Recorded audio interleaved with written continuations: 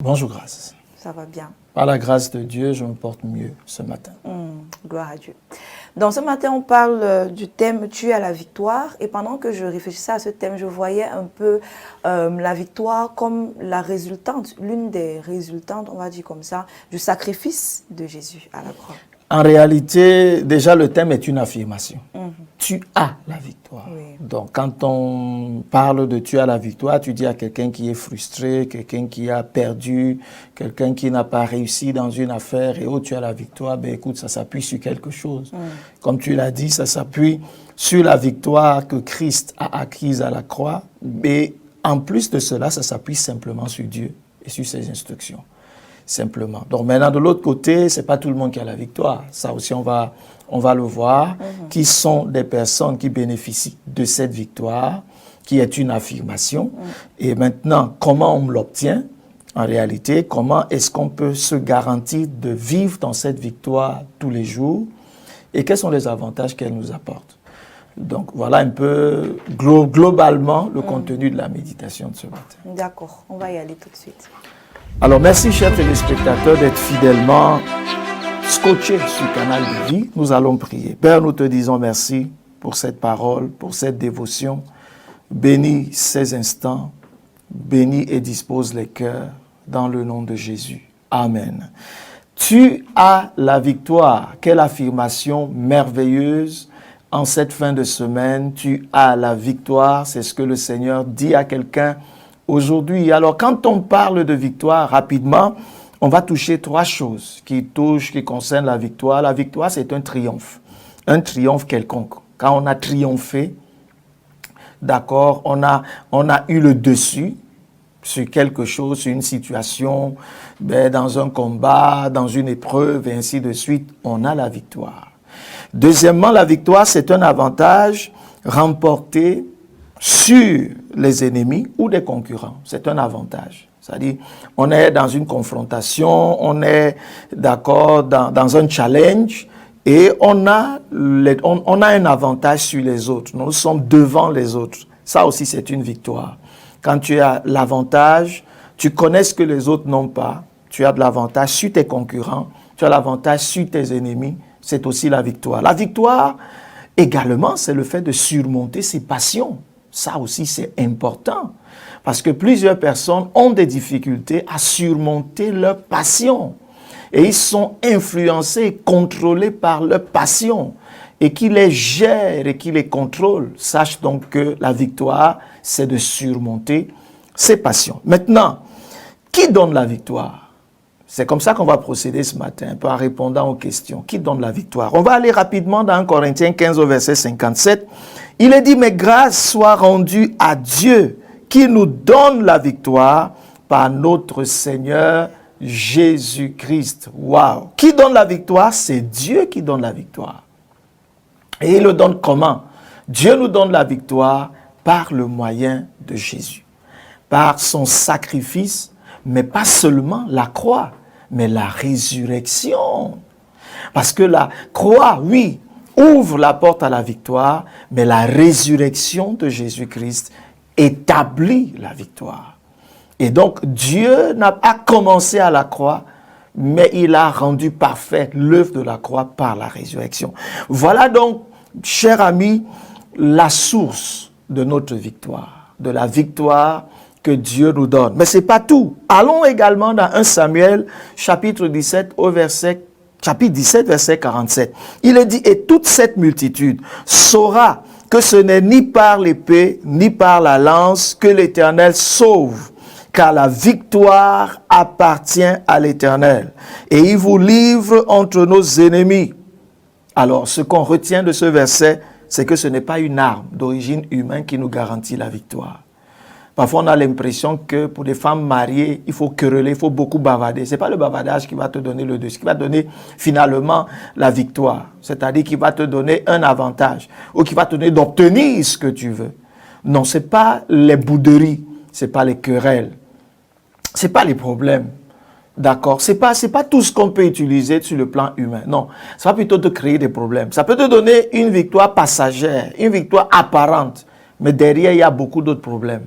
La meilleure victoire qui n'a pas de stress, qui n'a pas de conséquences négatives. C'est celle que Dieu lui-même te donne. Et ça, c'est ce que David disait à Goliath, que la victoire appartient à l'Éternel. Un autre texte, c'est Deutéronome 28 au verset 7. Il est dit, l'Éternel te donnera la victoire sur tes ennemis qui se lèveront contre toi. Ils sortiront contre toi par un chemin et ils s'enfuiront devant toi par 7 chemins. Waouh! Donc c'est Dieu lui-même qui donne la victoire, c'est-à-dire il confond tes ennemis et il les disperse. Voilà la victoire que Dieu te donne face à tes adversaires, il les confond, n'est-ce pas? Quand ils pensent être forts, ils pensent être, n'est-ce pas, avoir raison. Parfois à un moment donné, ils pensent qu'ils t'ont eu, ils pensent que maintenant là vraiment, on a fini avec lui. Subitement le Seigneur les confond dans leurs œuvres, dans leurs plans, dans leurs stratégies et Dieu les disperse. C'est pour ça que la victoire, vraiment la vraie, vient de Dieu. Et c'est celle-là celle-là dont nous parlons aujourd'hui, et c'est celle que toi et moi devons chercher. Alors, qui a donc la victoire? Quand on dit tu as la victoire, qui est cette personne qui est qualifiée pour avoir cette victoire que nous venons de décrire? Dans 1 Jean 5 au verset 4 et 5, il est dit, parce que tout ce qui est né de Dieu triomphe du monde. Et la victoire qui triomphe du monde, c'est notre foi. Qui est celui qui a triomphé du monde, sinon celui qui croit que Jésus est le Fils de Dieu? Alors rapidement, ces deux versets nous montrent qui a la victoire. Comment? C'est celui qui est né de Dieu.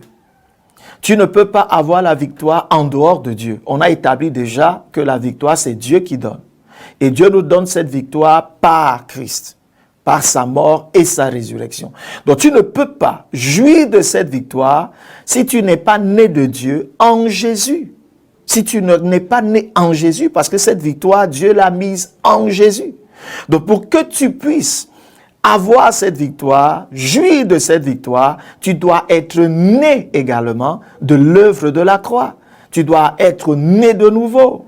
Ça, c'est d'un. Deuxièmement, tu ne nais pas seulement de nouveau, mais au quotidien, en tant qu'enfant de Dieu, tu dois croire que Jésus est le Fils de Dieu. C'est-à-dire que dans chaque situation, tu dois te confier à Jésus. Parce que c'est lui qui est le même hier, aujourd'hui et éternellement. Ta foi et ton assurance en Jésus doivent demeurer intactes. C'est important pour que la victoire soit manifeste et garantie tous les jours. Et donc c'est important. Pourquoi maintenant la victoire? Pourquoi est-ce que Dieu nous donne cette victoire en Jésus? Et pourquoi Dieu la donne à ceux qui sont nés de nouveau, à ceux qui croient en Jésus comme étant le Fils de Dieu? Alors dans Jean 16 au verset 33, là c'est Jésus qui parle. Il dit, « Je vous ai dit ces choses afin que vous ayez la paix en moi. Vous aurez des tribulations dans le monde, mais prenez courage, j'ai vaincu le monde. » Alors pourquoi est-ce que il nous donne la victoire? Il nous donne la victoire pour que nous ne désespérions pas. Nous savons que nous sommes dans ce monde de désespoir. Aujourd'hui, on a le désespoir sur le plan relationnel, le désespoir sur le plan de l'emploi, le désespoir sur le plan familial, le désespoir même dans les projets, le désespoir dans l'entrepreneuriat, le désespoir à tous les niveaux. Regardons simplement le monde tel qu'il est aujourd'hui. Les nations se soulèvent contre les nations. Aujourd'hui, il n'y a plus aujourd'hui une nation qui, comme à une certaine époque où on avait les États-Unis qui avaient la primauté, mais aujourd'hui on a une série de puissances qui se rivalisent. Aujourd'hui on a une instabilité à tous les niveaux, sur le plan sécuritaire, le plan financier et ainsi de suite. Nous voyons partout dans le monde aujourd'hui une instabilité totale. Alors, comment vivre dans un monde instable, un monde plein de souffrances et de tribulations et ne pas être désespéré? Jésus dit que notre espoir, notre espérance, notre courage repose dans la victoire que lui, il a acquise. Et donc, il nous promet que notre victoire, d'accord, c'est lui qui la donne et il nous donne comment? Qu'est-ce qui garantit cette victoire? C'est la paix. D'accord? Ce qui symbolise cette victoire en nous, c'est la paix. La paix au milieu des tribulations. Et chers amis, pourquoi? Pour qu'on ne désespère pas. Simplement, pour que tu ne désespères pas, regarde à la croix. C'est important. La Bible nous dit, nous rapporte dans Jean chapitre 3, qu'à l'époque au désert, quand ceux mêmes qui avaient été mordus par des serpents mouraient, Dieu avait instruit à Moïse de lever le serpent des reins, afin que quiconque levait les yeux vers le serpent des reins était guéri.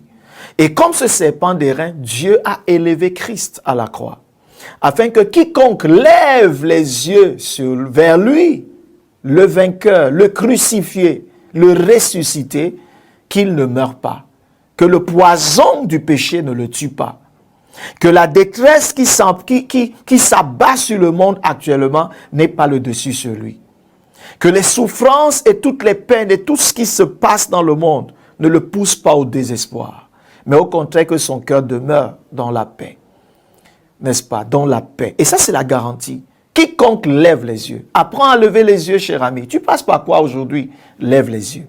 Lève les yeux. David dit, je crois dans le psaume 122, il dit, je lève mes yeux vers les montagnes. D'où me viendra le secours? Le secours me vient de l'Éternel qui a créé les cieux et la terre. Et pour nous, levons nos yeux vers Christ. Le psaume, Jean 14, verset 27, il dit également, je vous laisse la paix, je vous donne ma paix. Je ne vous donne pas comme le monde donne, que votre cœur ne se trouble point et ne s'alarme point. Pourquoi donc la victoire? C'est pour que notre cœur, c'est pour préserver nos cœurs. C'est important. Nos cœurs, que notre cœur ne se trouble pas. Aujourd'hui, plusieurs serviteurs de Dieu sont troublés dans l'œuvre. Les enfants de Dieu sont troublés dans leur foi. Et dans la vie quotidienne, il y a tellement de raisons d'être troublé, tellement de raisons d'être alarmé parce que les projets n'avancent plus comme ça devrait. À un moment donné, même les promesses tardent. N'est-ce pas? Lève les yeux ce matin. Lève les yeux à partir d'aujourd'hui parce que ta victoire, Dieu a caché ta victoire en Christ. N'est-ce pas? Lève tes yeux vers lui et ton cœur sera calme. D'accord? La pression va baisser dans ton cœur, dans tes émotions, dans tes sentiments, même dans tes pensées. Tu vas retrouver le calme, tu vas retrouver l'équilibre. Cher ami, c'est Jésus qui donne. Et il le promet dans Jean au chapitre 14. Il a dit, je ne vous donne pas la paix comme le monde. Non, je vous donne une paix spéciale.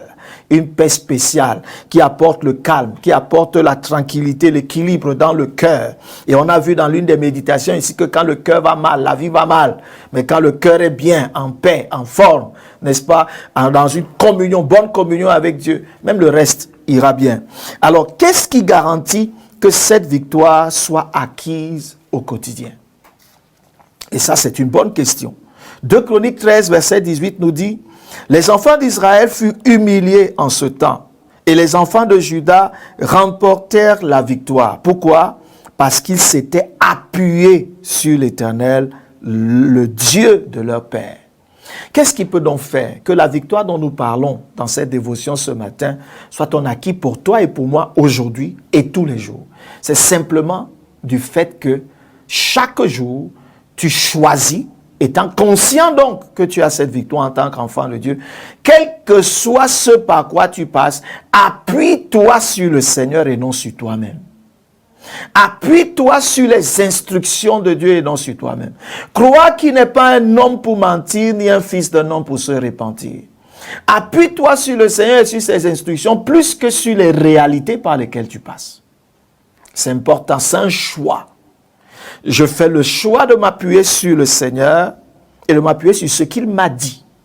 Même si de mes propres yeux, je ne vois pas la réalisation.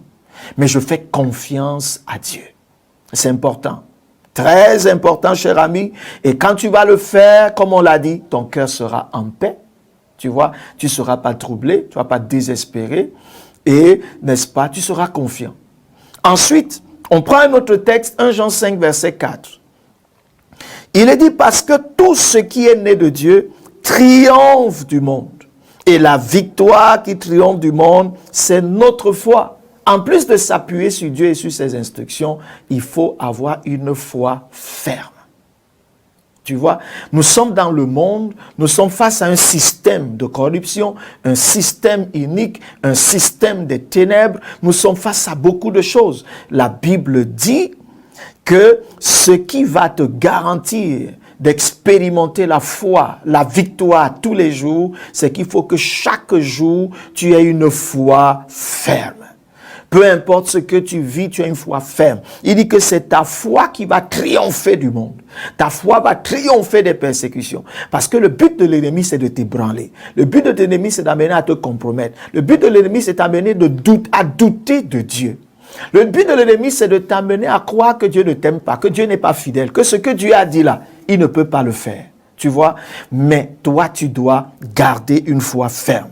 Le troisième texte également important, c'est dans Romains, chapitre 5 au verset 4. Il est dit, la persévérance, la victoire dans l'épreuve, et cette victoire, l'espérance. Qu'est-ce que ce verset veut nous dire? La troisième chose qui nous permet d'avoir cette victoire tous les jours, c'est qu'il faut persévérer. N'est-ce pas? Il ne faut pas juste avoir la foi, mais il faut persévérer dans la foi. Oui, c'est dans la persévérance que tu as la victoire. Jésus disait, n'est-ce pas, que celui qui persévérera jusqu'à la fin sera sauvé. Cher ami, la persévérance est la clé qui nous permet d'obtenir des grandes promesses. Les grandes promesses sont le résultat de la persévérance. Tu t'appuies sur Dieu, tu t'appuies sur ses instructions, tu gardes la foi, mais tu persévères. Et puis là, l'autre chose que je veux toucher, c'est également une autre question. Quel est l'avantage de cette victoire? Qu'est-ce que je gagne à m'accrocher à cette victoire? Romains 8, versets 35 à 37 nous dit, « Qui nous séparera de l'amour de Christ? Sera-ce la tribulation ou l'angoisse, ou la persécution, ou la faim, ou la nudité, ou le péril, ou l'épée? Selon qu'il est écrit, c'est à cause de toi qu'on nous met à la mort, on nous met à mort tout le jour, qu'on nous regarde comme des brebis destinées à la boucherie. Mais dans toutes ces choses, nous sommes plus que vainqueurs par celui qui nous a aimés. » Et donc, comme je disais tantôt avant, quel est le but de l'ennemi? C'est de passer par les persécutions, par la souffrance, par l'angoisse, par la faim, par la nudité, par la mort, par l'épée, n'est-ce pas? Et même par le péril, toutes sortes de désastres. Son objectif, c'est quoi? C'est de nous séparer de l'amour de Dieu. C'est ça la cible. Il veut t'empêcher d'aimer Jésus. Il veut t'écarter, t'égarer, te perdre, te détruire. D'accord? Et donc, c'est pour ça que Jésus a dû payer ce prix pour que tu restes. Mais alors, cher ami, l'avantage que cette victoire te donne, c'est qu'elle te permet, déjà, de te rendre conscient, que tu te rendes conscient de la grandeur de l'amour de Dieu. Ça, c'est important déjà.